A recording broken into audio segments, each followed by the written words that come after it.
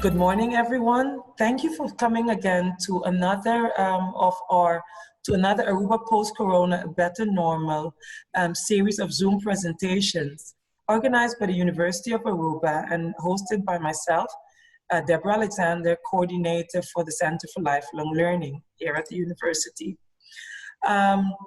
Before we start, and I already mentioned it just a bit prior, this is we're using the Zoom webinar, and therefore you're unable to see who's participating in this webinar, which can be a bit scary because you might think you're by yourself, but no, you aren't. And I'm pleased to say the numbers keep increasing, but we have a total of 14 participants in this webinar looking in, so you aren't alone. Your cameras and microphones are indeed switched off. Please use the chat box for your remarks or just to send a shout out, as some of you have already been doing, to let us know who you are and where you're logging in or zooming in from. Next, we have a Q&A box at the bottom of your screen, for which you can use for asking questions to the presenter, which will be answered at the end of the presentation. We'll go into all the questions and we'll answer them as good as we can. And feel free to ask those questions in the language that feels most comfortable to you. And those will be answered in the language that's most comfortable to the presenter as well. I keep on saying it each time, but it has been going good for the past few weeks, but internet always remains a challenge. And should we fall out for whichever reason, just wait until we reconnect, or after a few minutes, rejoin with the link that you received.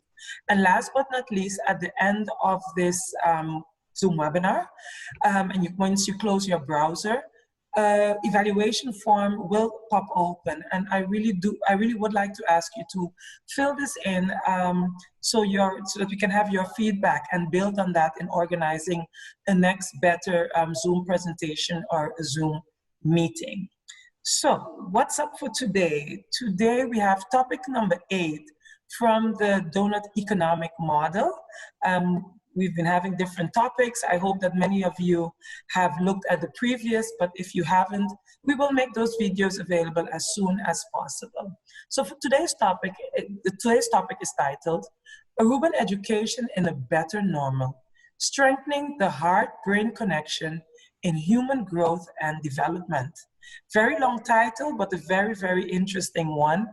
And who is our presenter today? Well, it's Ilonka N. Shakshi. I hope I pronounced it correctly, Ilonka. She's the author of the upcoming book, Healthy Whole New Human, about the transformative journey of becoming a whole new human being.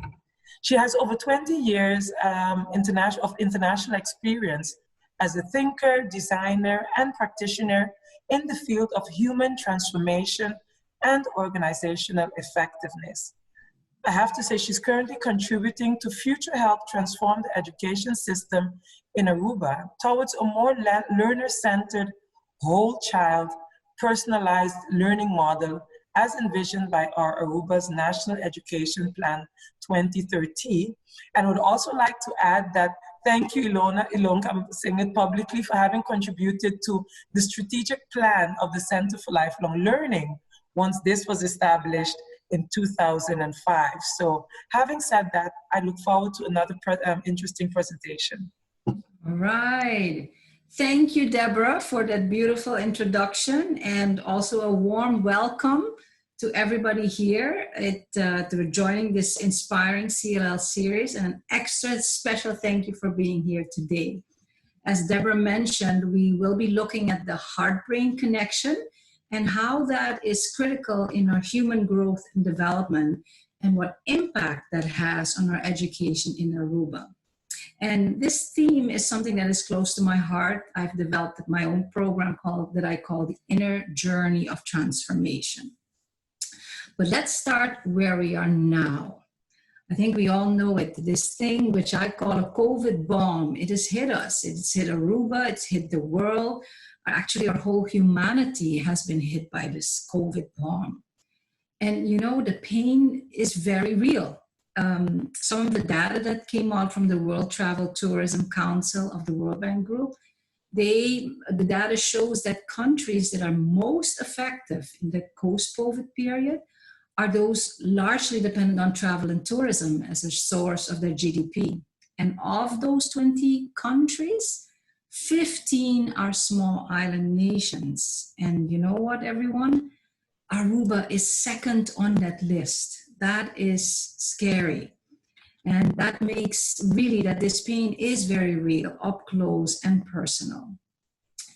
Yet at the same time, it does give us a perfect moment in time for us as a society to reflect more deeply as to where are we now and how do we intend to move forward. And this 21st century donut economy that the CLL uses to base their topics on helps us to do just that. And the most, the ideal place in this model is the centering, because it's there where we have a safe and just space for humanity with inclusive and sustainable economic development. All right, you may say, so economics, what does that have to do with education and the relevance for the topic of today? We're talking about the heart and the brain. All right, for that, I would like to refer to the economist, the Oxford economist, Kate Raworth, who developed this model. And she said in her book, by better understanding our own complexity, we can nurture human nature and give ourselves a far greater chance of creating economies that enable us to thrive within the donut's safe zone and just space. So the topic of today, where we explore the human-brain connection as part of our human growth and development and its education impact, is a very relevant topic, and it actually flows forth out of this 21st century economy model. All right, let's dig a little bit deeper into reflecting where we're now. And for that, I'd like to connect back to one of the speakers, Ernie Pinas, who mentioned in the previous round the idea of seeing this COVID crisis as a reset button. And he invited us to look at and collectively reframe this crisis into an immense opportunity to rebuild a more sustainable, diverse, and resilient Aruba. And for that matter, the world, I would say. And I found this a very powerful concept and invitation. And so we're going to dig deeper into this, because this is really, it strikes at the heart of things. You know, we know that the COVID crisis, on the one hand, it exposed the worst of who we are, of where we're at as a society, as a world, as a human family. You know, we've seen it. We've seen it on the news. We've experienced it, the inequities in societies, the pitfalls in our education system, and not just here in Aruba, all over the world. But you know what? At the same time, we've also seen the best of who we are.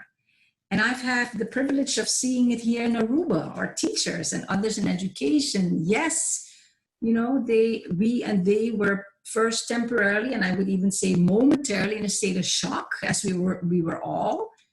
But I saw so many teachers stepping out of their comfort zones in unprecedented ways and literally accessing a deeper part within them to find solutions for their students and their fellow teachers. So whether they did it consciously or unconsciously, they really unfolded into a more complete version of who they truly are. So allow me to sidestep real quick and do a shout out to all the teachers here in Aruba, but also all over the world, the teachers and all those in education, because together it works, especially during this COVID crisis. We appreciate you. And there's an enormous sense of gratitude, not only for who you are, but also for what you do every day. But that does leave us with one important question. And that is, how can we now capitalize on this unleashing of talent that we saw happening during this COVID crisis? What I tend to call the true human spirit that came out of those who have been called to the profession of education.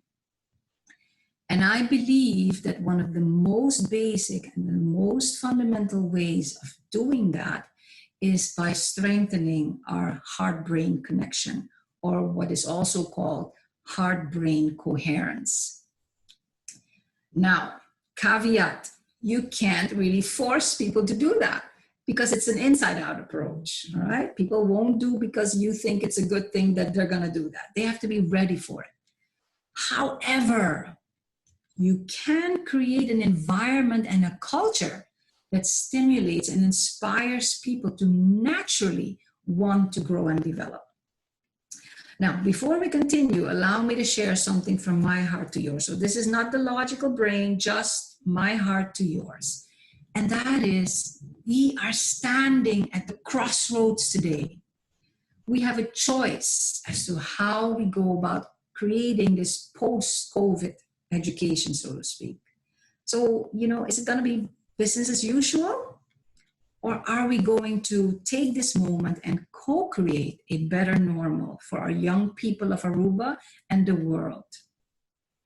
So I believe that we're given a beautiful window of opportunity where we can really go deeper, what I like to call going the layer underneath the layer, to collectively search for and co-create the solutions that will rebuild Aruba with education at the center. Where we go from our traditional classrooms and transform them into more meaningful learner-centered learning environments. Now, don't get scared because we all know the details. We have been working at this for many, many, many, many years. It may slightly be different in the details, but we actually know what to do. So I won't go into these details. I will send this slide in a digital handout afterwards, but allow me to summarize by saying that this window of opportunity is actually an invitation to us all to dig deeper into how we collectively co-create our schools, our universities, and other places of learning so that we have authentic and holistic communities of growth, development, and learning, all in one breath, that are deeply rooted in an environment built on human relationships and designed for the learner where they can truly thrive and become the best version of themselves. And I'm not only talking about the little ones, I'm talking about the whole line, all the way to the adults, including ourselves, because we are just little children who grew up, So then the question is, how do we go deeper? And many of us talk about this in terms of changing the mindset of our people in education. And that's legitimate. However, I do propose that it goes deeper than that. Remember what we said, that people won't change because you think it's important that they change. They change when it's on the inside, something that they want to do. So I believe there's an invitation to all of us adults in education, starting with the one in the mirror. So yes, that means me, it means you, it means all of us, to embark and dive deeper into our own inner transformation and our own inner journey into the depths of our hearts. So why focus on adults? We're here to help the children, aren't we?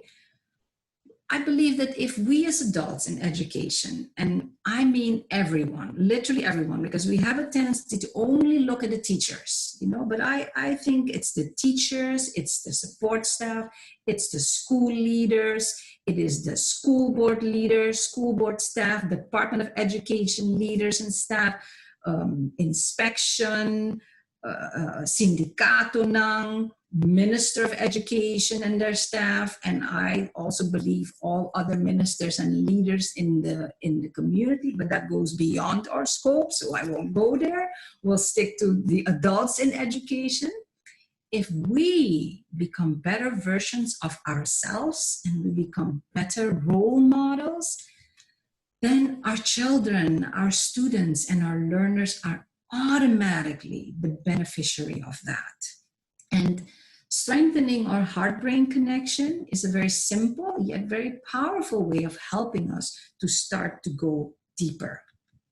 Now, why? We could ask ourselves, why do we need to go deeper again? so that we can leave footprints on the hearts of the learners that come into our lives and imprints on their soul. Doesn't matter what subject we teach or what level we teach or what administrative position or leadership position we hold. We're not merely here to teach or to write or to implement policy. We're here to touch the lives and to touch the souls of all those who pass through our doors in life. So by now you may be thinking, oh, Ilonka, that sounds really inspiring, but woo, you know, this is the stuff that you read about in the books, maybe when you go to church or to temple or when you meditate, but education, what does that have to do with education? Well, I think that we create into the world, and I mean the outside world, out there, outside of us, who we are on the inside. So it doesn't matter if we're writing policy or if we're guiding implementation plans or we're making lesson plans or we're designing curriculum. We cannot create what we are not.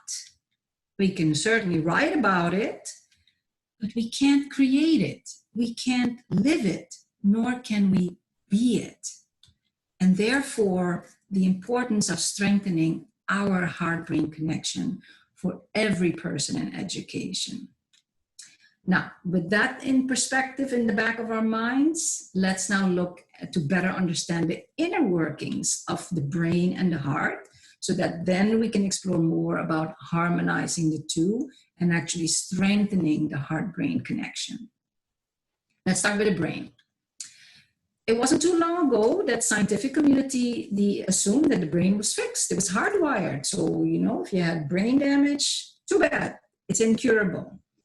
We believe that once we grew up, our brains had a set number of neurons performing a set of tasks.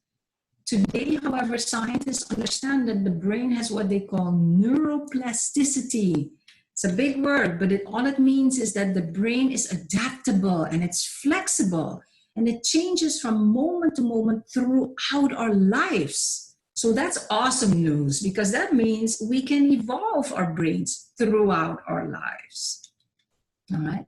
And another characteristic that is very important of our brain, this was discovered way back in 1949 by the Canadian neuropsychologist Donald Hebb. They found out that the brain cells conduct transmission chemicals called neurotransmitters to talk to the other brain cells. So here you see a neuron, and here you see, I call them tentacles, but it's another neuron, and this is the important part. This is the synapses, which is here and big. And here you see how those brain cells communicate with one another through chemicals called neurotransmitters. All right? Now, what does that mean? The implication of this synaptic communication between the neurons is that every experience we have, every thought we have, every feeling and physical sensation triggers thousands of neurons, which form a new neural network or some kind of like a bridge of these neurons. And the coolest thing that they discovered is that neurons that fire together, wire together. Now, what does that mean? It means that when you repeat an experience over and over again, the brain actually learns to trigger the same neurons each time. So you're forming a new habit. This is what they meant when they said practice makes perfect. This is the physiological underlining of what is happening in our brain when we're actually developing new habits. Now, this, of course, could be good or bad depending on the choices we make in life. Okay, let's visualize this, how this heart and brain are working together. Here we have our brain, and our brain causes a thought, produces a thought. It could be negative or it could be positive. And remember, our brain is a chemical factory. So if we have a negative thought, it produces what we call, in simple terms, fight and flight chemicals. If it's a positive thought, the brain creates rest and digest chemicals. Those are easy terms. Now, that has an impact on how we feel and our emotions. So when we get these fight and flight chemicals in our body, we get angry, we get frustrated, we may be, we have a level of anxiety, we may be deeply saddened. And when our body is filled with these rest and digest chemicals, we're happy and we're joyful and we're feeling blessed.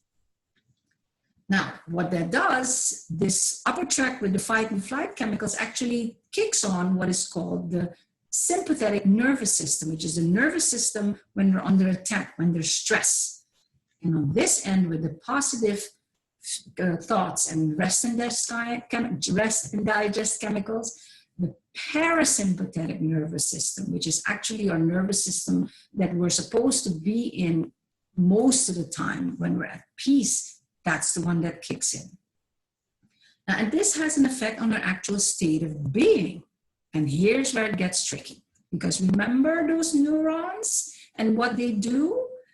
The thing is that as we think these thoughts, and these negative thoughts, these neurons, remember, when they fire together, they wire together, they actually send a loop back. So now I'm angry and I'm actually telling my brain, yes, I'm angry. So send more chemicals to the brain, to my body. And so I get these more of these fight and flight chemicals in my body. And I'm actually getting to the point where this state of being gets hardwired. And that's how we end up sometimes, remember, sometimes we refer to people, oh, those people are so angry. They're always negative. Or, oh, there you have Miss Joyful. She's always so joyful. That is actually physiologically underlined by the state of being that is being hardwired as we keep doing what we're doing day in, day out. All right, this is part of the puzzle. Remember, we have the other part, which is the heart. So let's go look at that. For the heart, let's look at the HeartMath Institute of Research Center, which has explored for more than 25 years the physiological mechanisms by which the heart and brain communicate, how the activity of the heart influence our perceptions, our emotions, our intuition, and our overall health. And there was a time that we thought that the brain was the control center of the human body. It was the big mama that told everything what needed to happen. But now we know better. We actually know now that the heart has its own brain-like cells, which are called sensory neurites. And we realize that the heart is a highly complex information processing center with its own functional brain called the heart brain.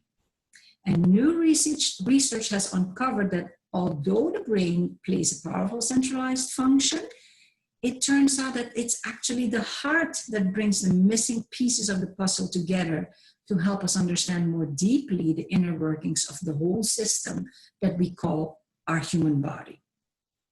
Okay, let's go back at the visualization and see how the heart fits into this whole. The heart, it turns out, is actually at the basis. That's the fundament, because it is the one, not the brain. The heart is the one that sends off the signals to the brain, which then sets off this whole cycle and circle. So we see that our heart is not just an organ that pumps blood like we learned in our biology classes. It's the one that actually communicates, and it influences the cranial brain via our nervous system, hormonal system, and other pathways, including energy pathways. And so, to make a very complex story simple, the heart plays an enormously important role in our evolvement as human beings. If you look at a picture by HeartMath Institute, where they showed you coherence on the right and incoherence on the left, we see it's actually the heart and the brain together.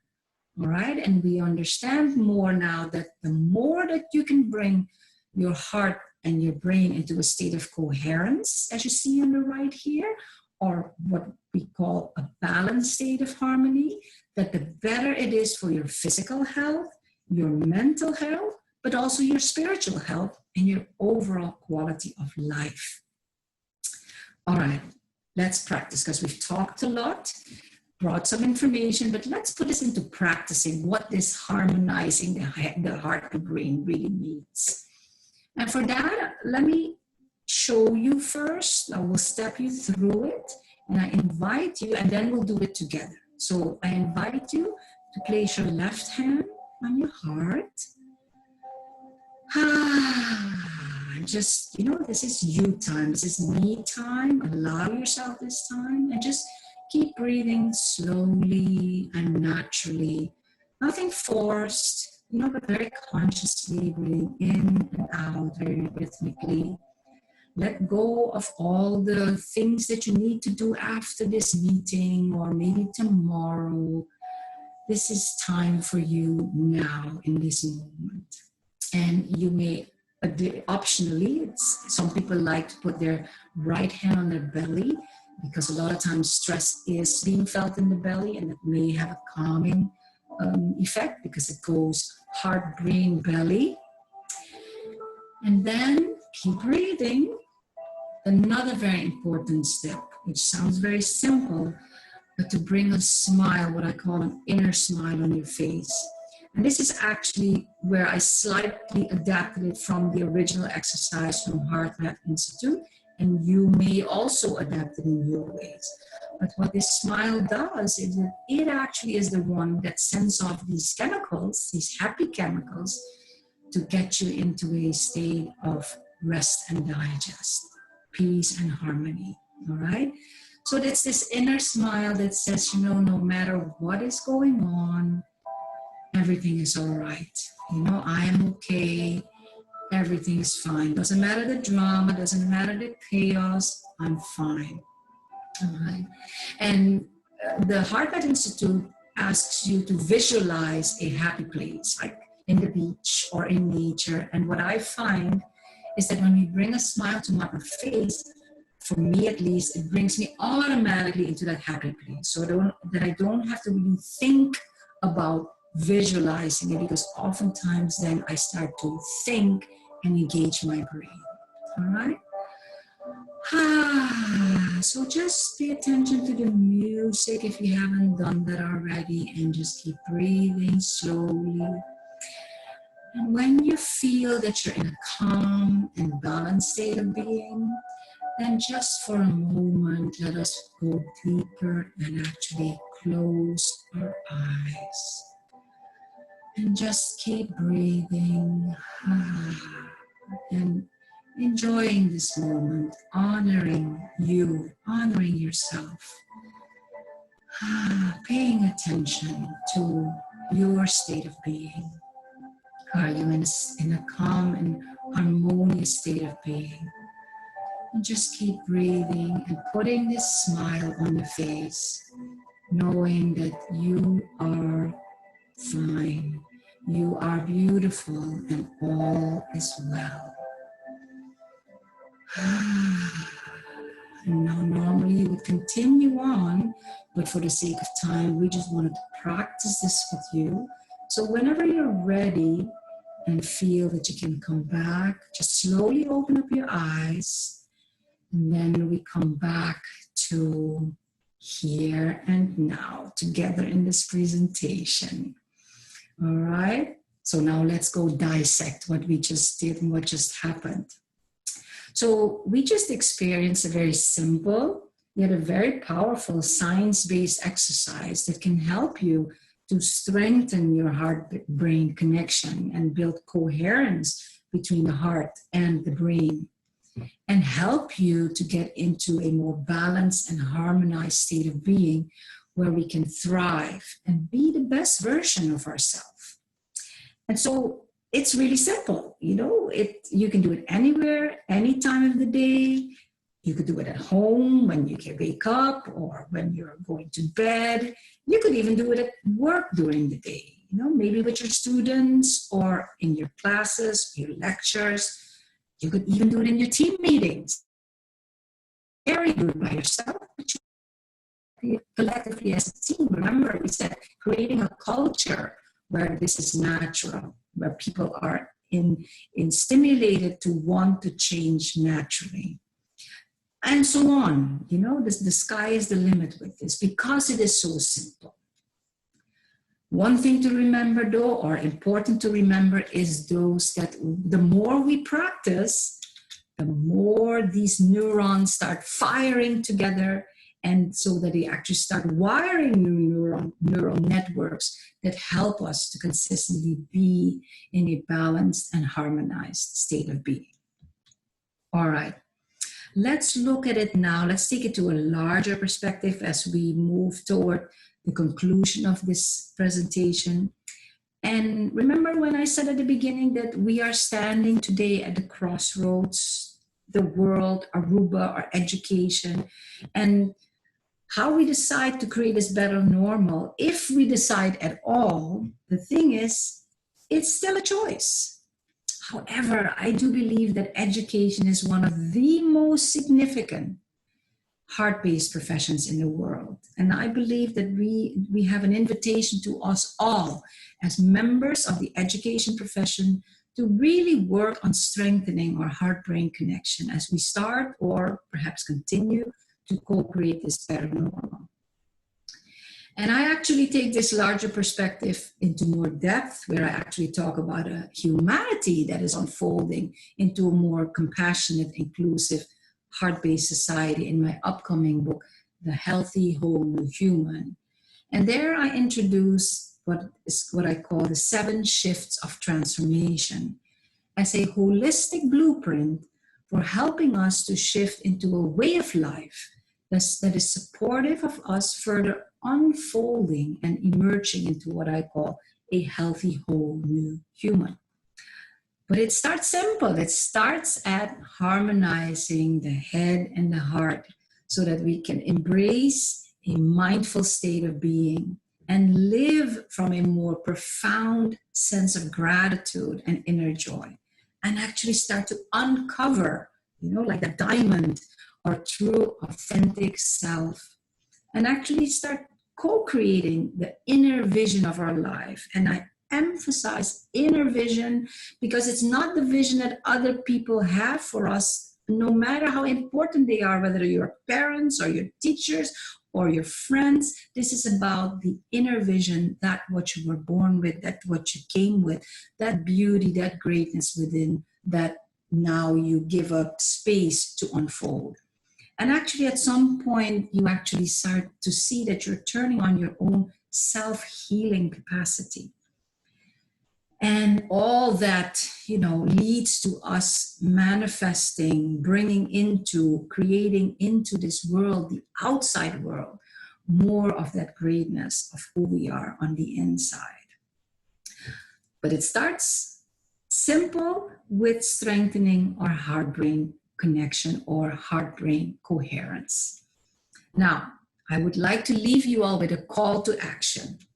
So, even if you were to forget everything we discussed today, I invite you to find ways to find disciplined action toward cultivating your heart-brain coherence. And realizing that there's many ways that lead to Rome. Today we did the heart-brain coherence exercise together, but it could also be creating time to be in deep prayer or deep meditation, or taking moments of stillness throughout your day, surrounding yourself in the beauty and the solitude of nature. You could be doing Tai Chi or Qigong or yoga, or you fill it in. But you choose one or more that resonates with you. Important to keep in mind, though, that the crucial underlying principle in all these practices is the ability for us to get into a deep inner state of flow while doing these practices. So we're not engaging our brain. It's actually this innate sense of doing. It's the innate, the flow where you're actually not thinking about what you're doing anymore. All right. I think that it's good now that we do a poll, because I believe that many of us, whether it's conscious or unconscious, may be doing much already for helping to harmonize our heart and our brain. So Deborah, can you help us to do a quick poll? Aha, there she is. That was quick, Deborah. Thank you. All right. So here's the question. I already incorporate one or more of the following routines in my life as a means of centering myself and creating more heart-brain coherence. So you can choose heart-brain coherence exercise, and you can choose more than one. And you can go ahead and do this because she won't put it up for long. So I'm doing heart-brain coherence exercise already, or I'm creating time to be in deep prayer or meditation, or I take moments of stillness throughout my day, or I'm surrounding myself in the beauty and solitude of nature, walks by myself or with loved ones in quiet in nature. I'm doing Tai Chi or Qigong or yoga, or I'm not yet doing any of these, or I'm doing others. All right? Okay, I think we can maybe let it, I see the blue lines coming up already. Deborah, you think it's good? Should we wait a little bit more? Or do you think this is good? I'll wait 15 more seconds. 15 more seconds. I'm gonna go with you. Give me a little shout out when you think it's ready to stop the poll. I will be stopping it in a minute. Let's Okay, see. I see the lines going. That's beautiful. Yeah. So only 14 of 23 submitted. So here's the results. Okay, all right, let's go look. So we have one person, 7% is doing the heart-brain coherence exercise. We have 36% that is creating time to be in deep prayer or meditation. We have 29% of our group that is taking moments of stillness throughout the day. Yay! We have 14% that is taking this beautiful Aruban nature that we have, the beaches and the mundis, and surrounding themselves with that beauty. We have 7% that is doing Tai Chi or Qigong or yoga, and nobody's doing none of the above. And we have some people that are actually doing other things. So I'd like to give us all a big round of applause for actually already doing many of these things. So that's a big, how do you say, shoulder clap for yourself and us all. All right, let's move on then.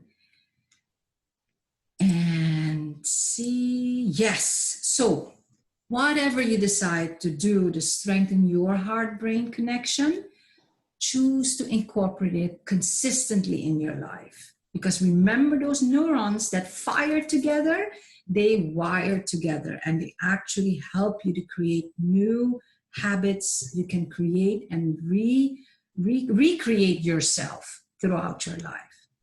Now, on a final note, then, I would like to leave you with the wise words of our ancient elders when they said that the longest journey you will make in your life is the journey from your head to your heart. And on that note, then, I want to really thank everyone for being here. And I want to thank Deborah and the whole CLL team working behind the scenes, making this all a reality. And I would like to kick it over then to Deborah to take us into question and answer.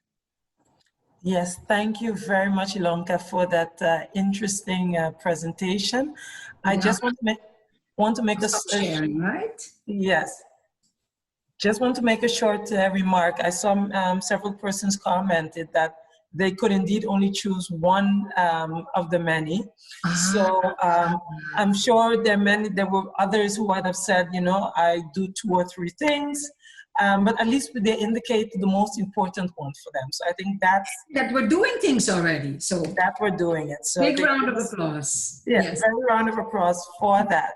I haven't seen, no one has posted any questions. So is there any questions from from everyone for Ilonka? I think that's, you know, there will be, or maybe it was so clear as well, Ilonka, that, you know, there's new Q&A, which can happen.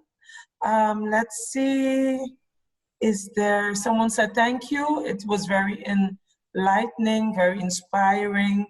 the way to go with the heart and mind connection. I have to say from my part, Ilonka, your sentence on we can't create what we aren't.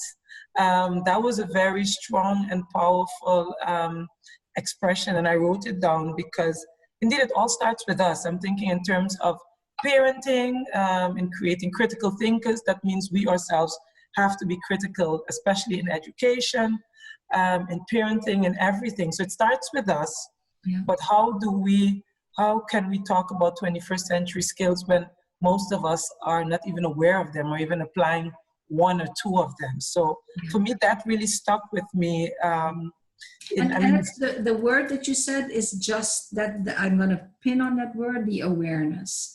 Yeah. Because the more we take time to be aware of ourselves, where we are, because our modern lives have become so hectic. And I've been on the treadmill, like this little, I think it's marmot that goes like around and around and around. And at a certain moment, it's like, where did the whole day go to?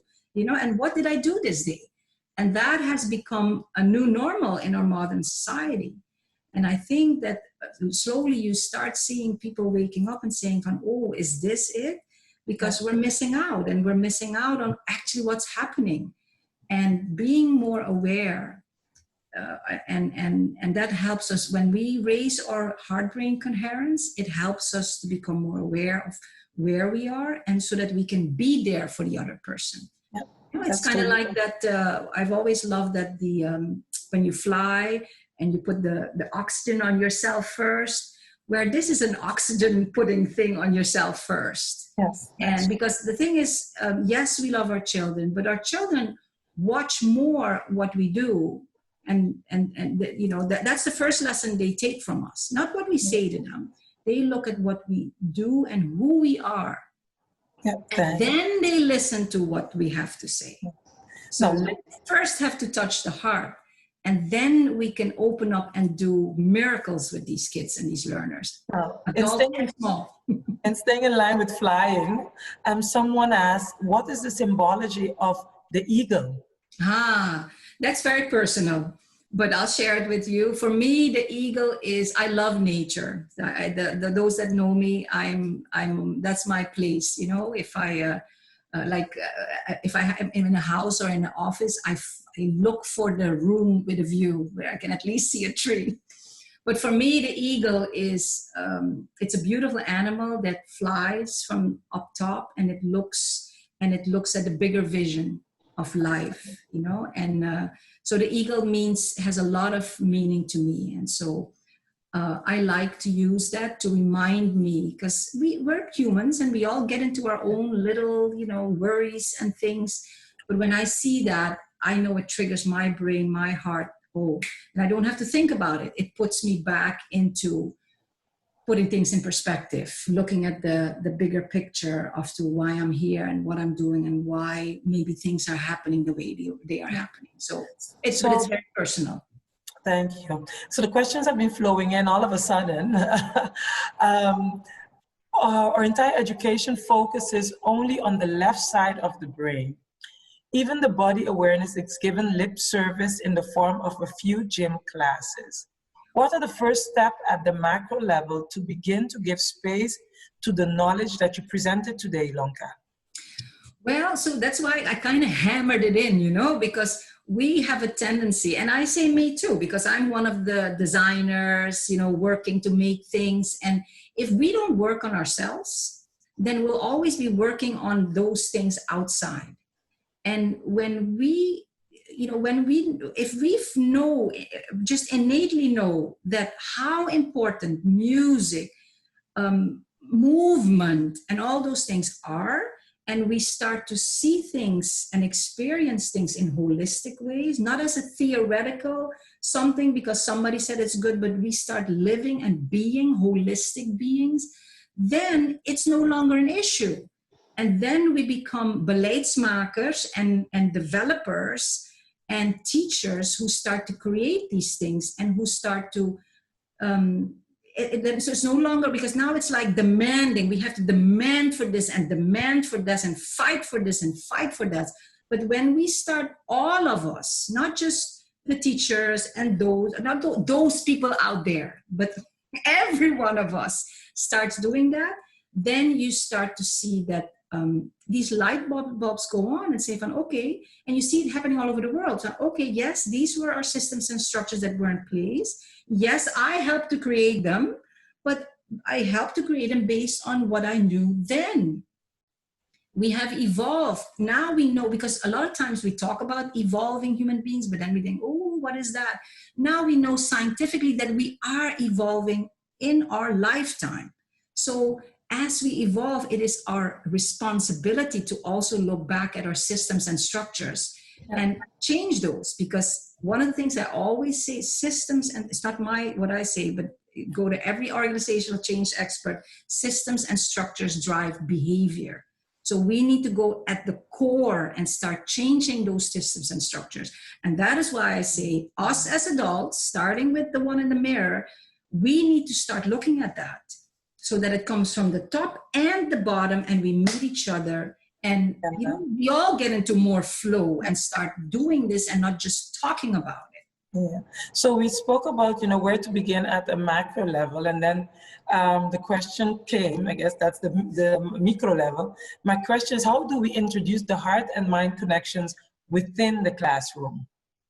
Okay, within the classroom, then you take it down. So now I work upward, because I always say every level needs to work up, sideways, and down. All right. So we as teachers, if I'm a teacher, I influence the beleidsmakers, the policymakers.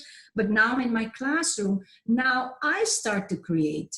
And for example, time in my classroom, I know of teachers that have done research and have implemented where they start the class with in some schools with prayer, in other schools, they just, get into a mindful state of being. But what we oftentimes do, we do it for 1 week, 2 weeks, and then we get back into the way that things are. And that is why I always keep talking, next to the macro, I talk about the higher structures and systems, because yes, they do it, but then comes the PLTs and the this that needs to be done and the that needs to be done, and and then it starts crumbling all the great intentions that we have, because the system needs to adapt and needs to become more fluid and organic, so that all these beautiful things that we created can actually flourish.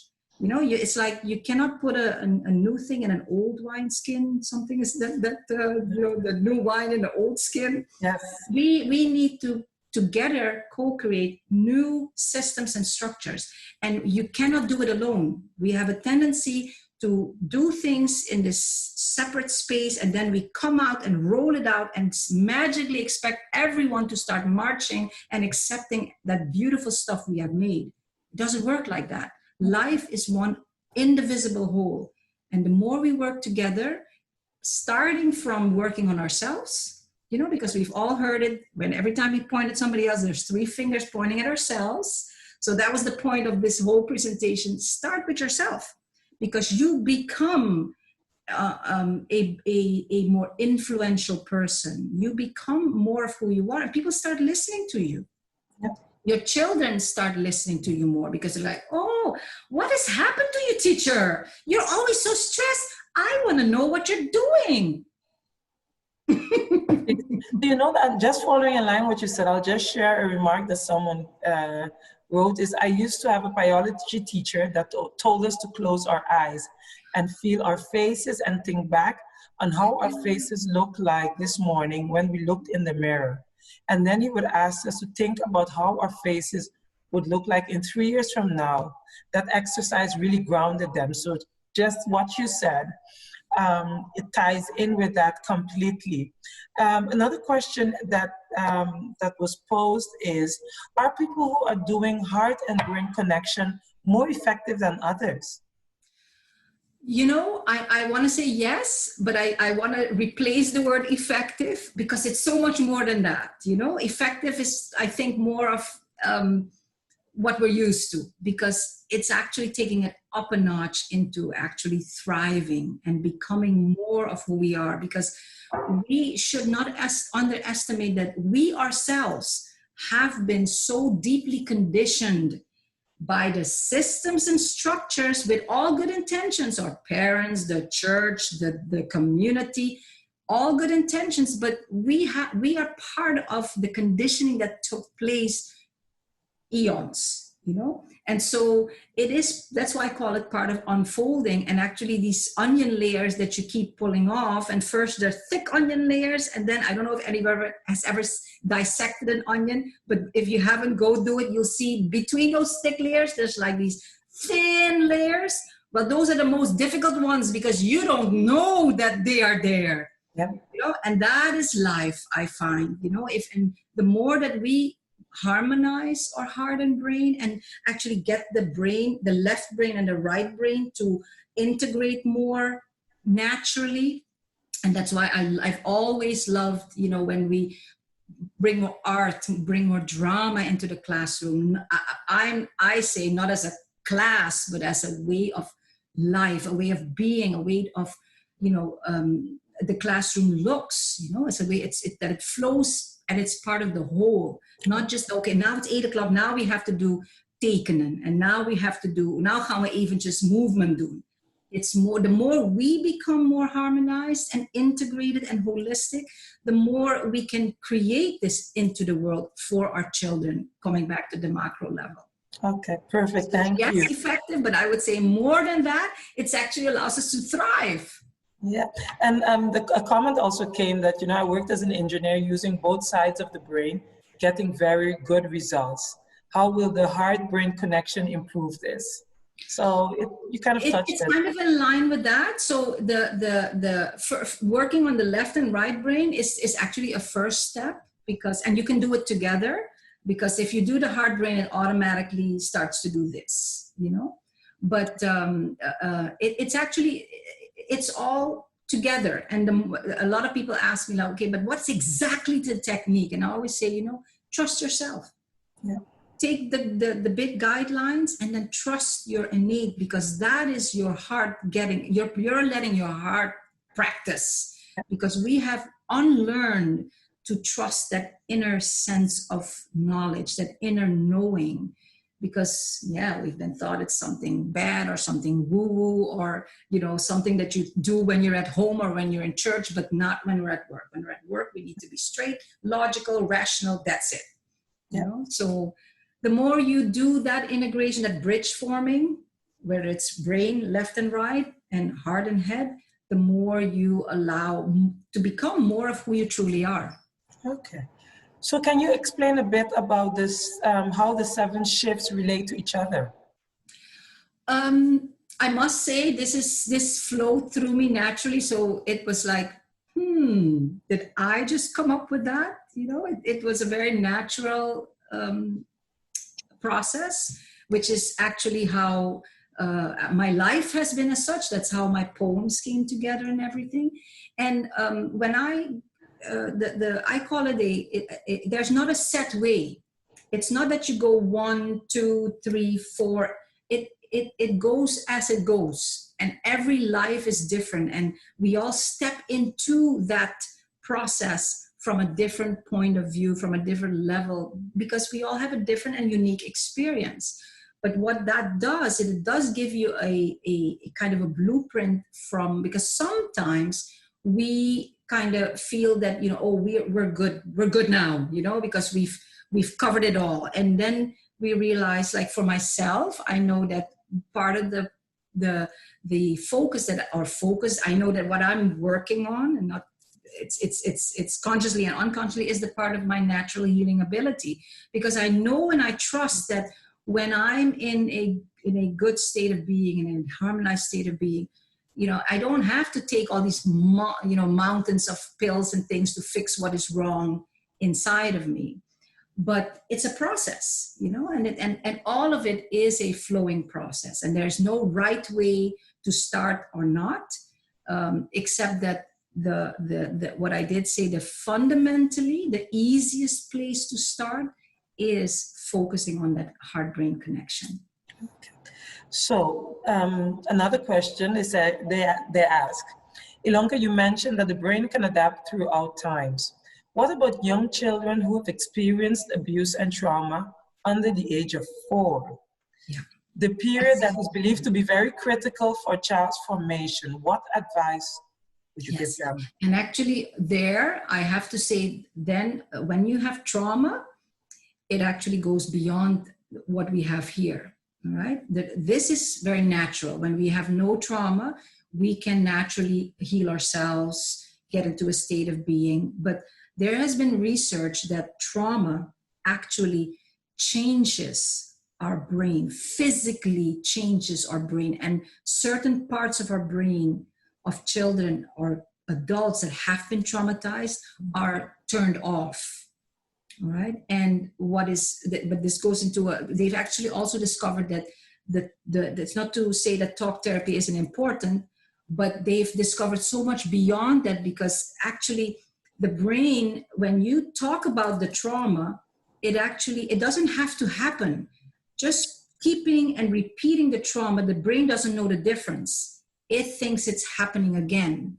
That is why you often have adults that have had trauma suffering from PTSD, because all of a sudden it comes back.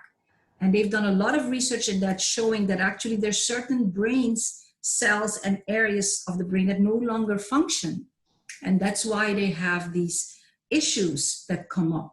And on the one hand, I think it's very important that we, as people that are, as adults that guide these children, that we are in a more heart-brain coherence, so that we have more empathy for them. And we need to also learn more deeply what trauma actually does, so that it's not this fluffy thing that you just, create this nice thing and just send them to a therapist and done. No, the good news is that if our brain can evolve for us, so it can do for these children that have suffered, and these adults, I would say also. Some of them are children that became adults and it's never been dealt with. Others that have been traumatized as adults. It actually makes a physical change to our brain. And so there are many ways, including working on the heart-brain coherence, that can help restore it. But I think for us as educators, it is very important that we dive more deeply into that matter, because it is not as simple as sending them off to a therapist or a social worker to talk about this stuff, because they have found out so much more. And for me, it's just like music can heal. Those are the things, and creating safe environments can help heal these things. So it is definitely an area that I believe, especially in Aruba, because the data shows it. Our children have been traumatized. We have adults that have been traumatized where it was never safe to talk about this trauma, but they're living with it, and we're living with it, and our society is living with it. And I believe if we become more, we grow into our heart brain, and we're more come from the heart, that we can be more empathetic toward those that have had this experience, and that we help create environments so that they also can learn and relearn to thrive, because the brain can relearn. Okay. So someone did ask about introducing it to the classroom, the heart-brain connection in teaching, but in concrete subjects such as math and literature. Can you just give a short example? So just being a bit more specific, as in how to introduce it in the classroom on subjects such as math and literature. Well, we know there's a stigma whenever we come to reading books and math. It's like, ooh, we go into automatic. Many of us, adults and children, go into, oh, I can't do that. That is too hard. So that puts the brain automatically in that state of stress without knowing it. On the outside, it looks totally cool. But the inside, something has been triggered that says, this is dangerous, I can't do this. So I go into this fight and flight mode internally. So you can, if you know that this is happening, you can say, listen, guys, we're going to be doing something, we're going to be some awesome math today. Before we get to that, let us get centered. Let's just, remind ourselves how smart we are. And you do it with them. You know, you don't have to tell them, and now we're going to do the heart brain exercise. You don't have to do that. You might want to learn the older ones so that they then know what they're doing. But again, if it is part of who you are, then you can meld it into your class, knowing that, okay, these subjects are more threatening, so to speak, to children. Yeah. So, this is a moment now. So it's not at godsdienstles, for example, that we're going to do this. No, I know that these things may trigger in my kids a sense of fight and flight. So even though they're not looking at it, and it does, to me, it's like, why would you be in stress? But now you know that the body physiologically is in stress mode. So you can introduce this in a very playful way. Okay. Yes. Okay.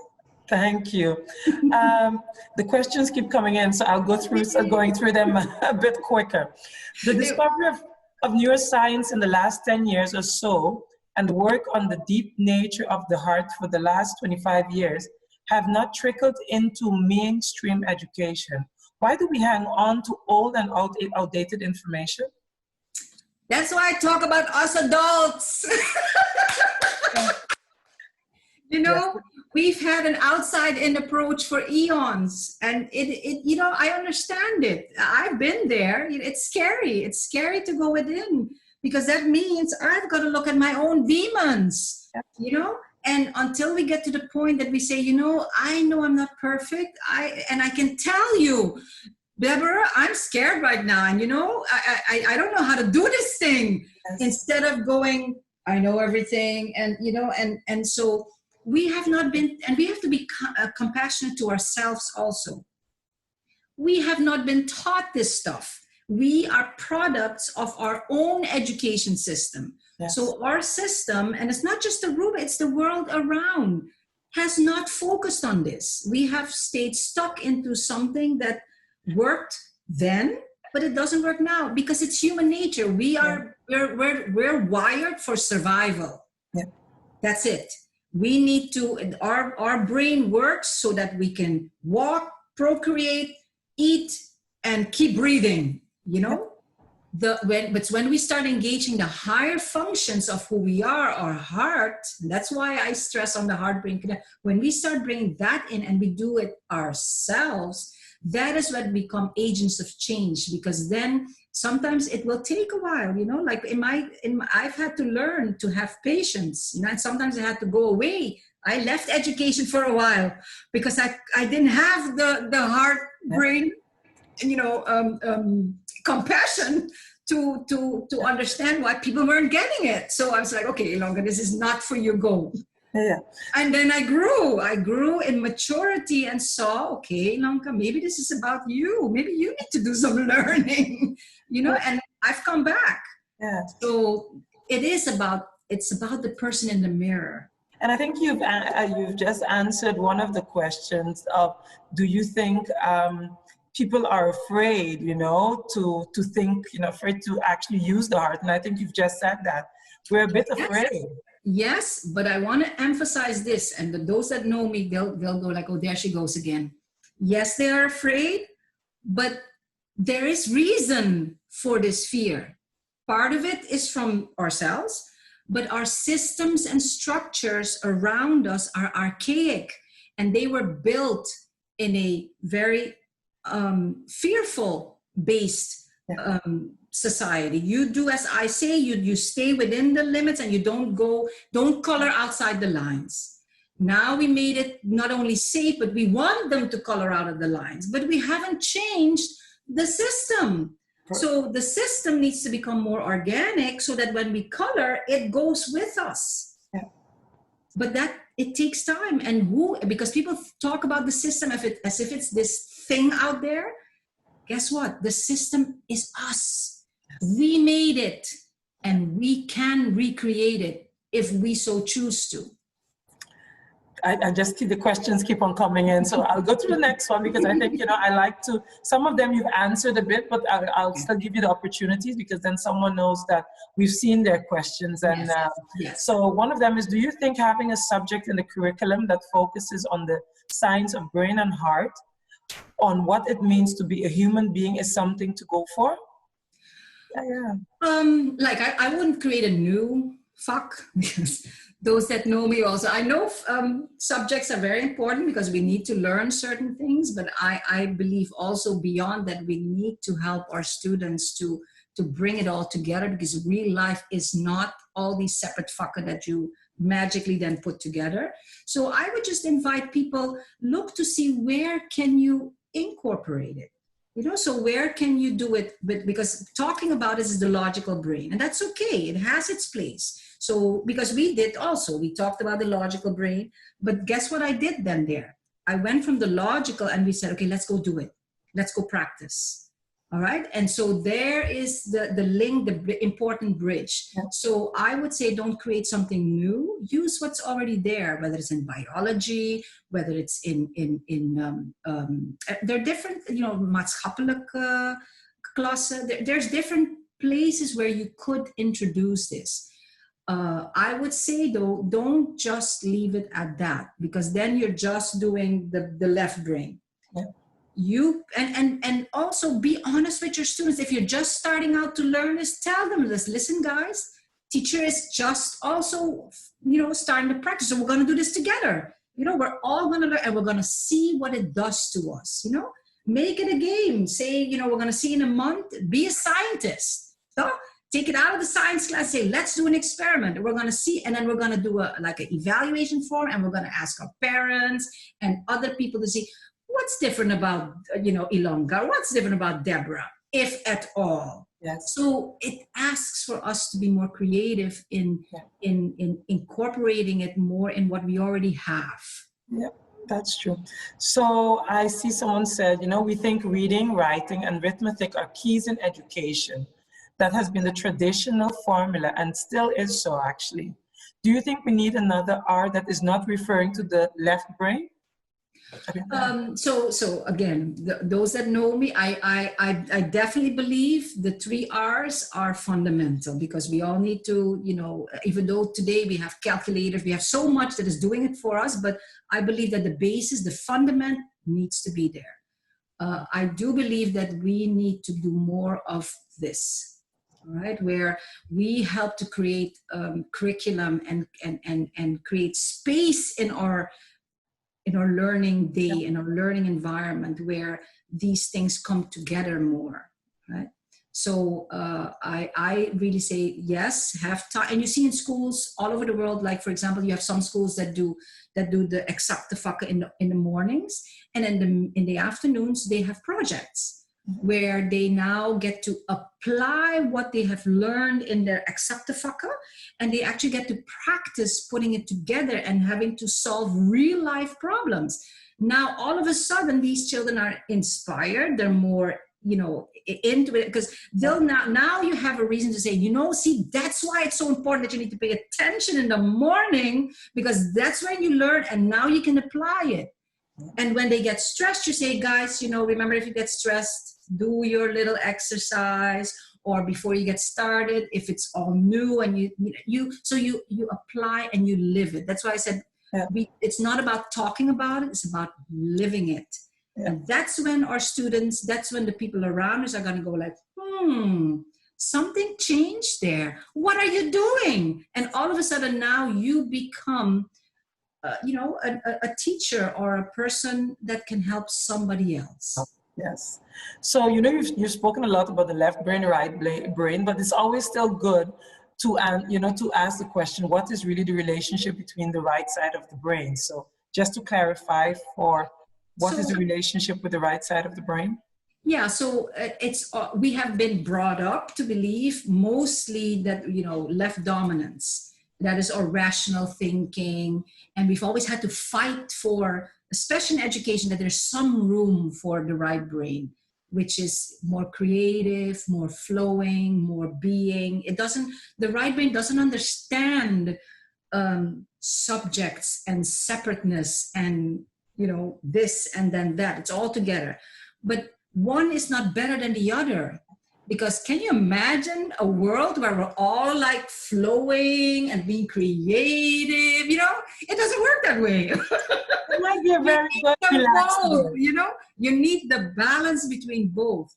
And so but what we have tended to do is that we have fit in the right brain in a left brain structure, right? So we say, ring, the bell is now at 10 o'clock. Now it's time, guys. Now you can be creative, because now take out your papers, take out your pen, and start being creative. It doesn't work that way, because what if I'm all stressed from all the morning of all the things that I couldn't do? I couldn't read enough. The toots that, you know, you have to read fast. I forgot the name because I don't like that toots, but you know, you have to read. These kids are all totally stressed out, and now they all of a sudden have to be in flow and they have to be creative. It doesn't work that way. You know, and the good thing is that we see now that the skills that are needed for tomorrow, creativity is not a class thing that you can take. It is needed throughout their whole lives. It's needed when they're taking and understanding their math and their reading. They need to be creative in that. If I'm, for example, not as good in math, I need to have a conversation with my students. Okay, you're not good in math, but how can you compensate? Maybe you can, you know, that person can just do it in their head. But if I've learned that if I draw things out, now all of a sudden I become better at math. Now that happens only when you create this bridge. You know, so the people that know me, I always tell them I'm about building bridges. I love building bridges. You know, connect the two, connect the left and the brain, and then that connect the top with the bottom. That's what our ancients said, the head to the heart. So we've talked a lot about this, very important. And then there's this. And then we become this. Completely whole. Yes. Now, last question. They said, the question is, I believe we're exposing students, children, to material way above their level because we have decided to let them pass when they shouldn't. Mastery-based education will alleviate this. Of course, trauma is another issue, but nobody should have education-induced trauma neither. There's foul angst. We can learn from games. Gamification makes the learning happen in small steps. What are your thoughts on that? I really, that's the reason why I came back to Aruba, because I knew they were working on this new Plan Educación Nacional. And I always say to everyone, you know, if you haven't read it yet, go read it, because to me, that is my Bible almost, because it lets us out of prison. This new pen, which the other one started to build toward, it says exactly. And I'm happy that I keep on repeating it each time. You know, internet is unpredictable. We've been doing so good, hiccup at the last moment. But I hope you were able to finish answering the question. You know what? Let me finish on this note. You see what just happened here? We may not know it, but this automatically, without me planning it, it put me in a state of stress. If I didn't realize this before, I would think, this is normal. I just continue. Now that you know that, because this changed, all of a sudden it changed. And so on the outside, everything looks perfect. But on the inside, there's like, oh my God, what's happening? So Ilonka's in trouble. I need to help her. Boom, send off those chemicals. Fight and flight. We need to do something. That's what we need to realize more, that there's things happening on the inside that we're not aware of. And the moment it happens, the moment that we become more aware of this, we can, you know, take a deep breath and rest into it, and we get back into our harmonized state of being. So that's a good, you planned this, Deborah. I kind of planned it. And I guess, you know, it's also a moment for other people to think, no panic. Either they come back or they don't. But hopefully the presentation was, you know, interesting enough. And I think it was based on the question, but also having me think, you know, what is my own role in everything? Yes. So I want to thank you again, Ilonka. Thank you very much. If anyone has any questions, please send us an email, and, you know, we make sure that Ilonka answers them. This recording will be made available as soon as possible. And I just want to say, you know, I look forward to seeing you at our next event or next webinar. Thank you for taking the time to be with us. Being here with you all. Thank you. Thank you very much. Have a wonderful afternoon further.